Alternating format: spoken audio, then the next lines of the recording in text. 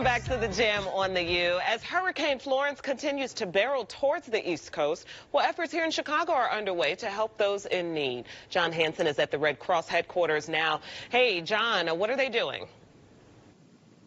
All right, so we're obviously here in the Emergency Preparedness Center, and we're talking about things you can do, obviously, financially to help out volunteering. But, Joy, let's talk about giving blood, too, because that's one way that people can really help out. Absolutely.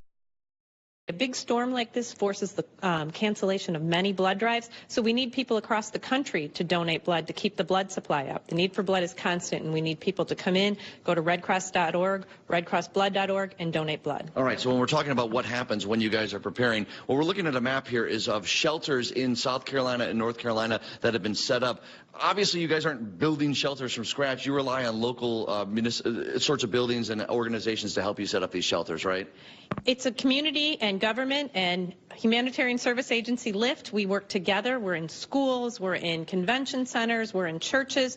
The shelters are, pre-planned, but we all partner together. A lot of people probably spend a couple days in these shelters, so obviously they need cots, they need those sorts of resources.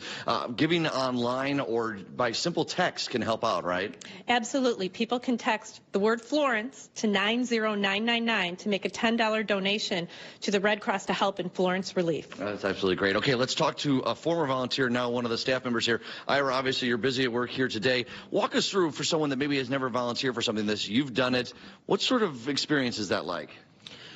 When you volunteer, you are able to go to the scene where people need help the most, and it's really just an honor to be able to go and help those that are displaced by disaster.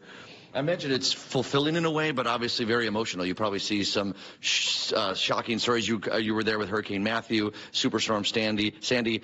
Walk us through, some of those emotions that you experience as you're helping people out.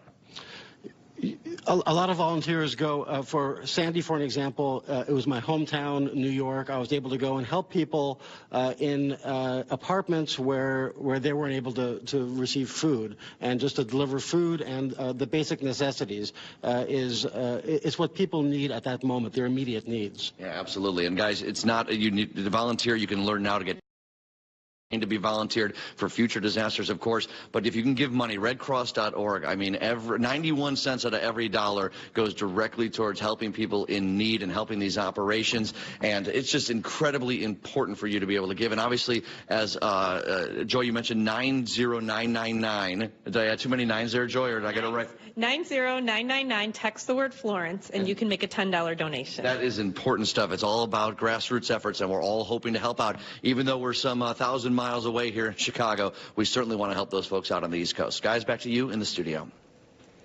All right, John Hansen, thank you. So our next guest has used his life struggles as his strengths. He's helping bring financial planning and understanding